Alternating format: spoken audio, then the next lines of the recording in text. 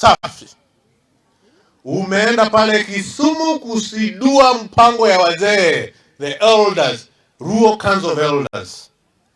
I think that is the job which you are supposed to be doing in the Republic of Kenya, trying to unveil different kinds of elders, because you are an elder.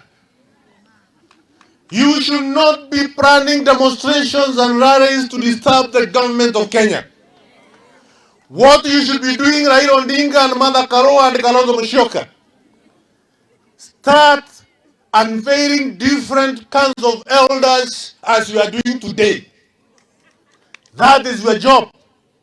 Hii ingine ya kupanga mipango ya kusumbua serikali kama mkonji na maandamano ile ambayo unatisha ati kutakuwa na mkutano kubwa kama mkonji Ijumanne.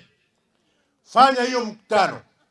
Lakini Wakenya wanajua haina manufaa yoyote kiuchumi.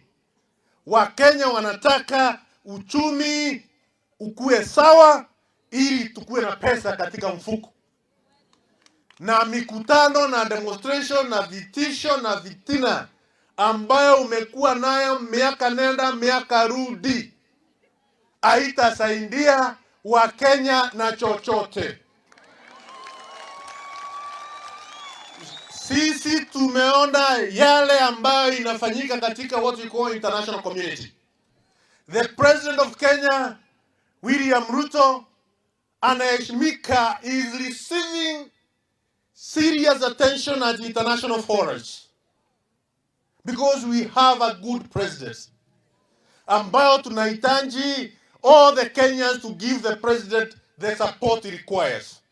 Lakini wewe Raila na Azimio Group, kwa nini wakati tulikuwa pale mbunge Ijumanne, Ijumatano na Alhamisi au kuweza kupata hata wambunge 60? You could not be able to raise 60 members of parliament to support what you have been saying house and here.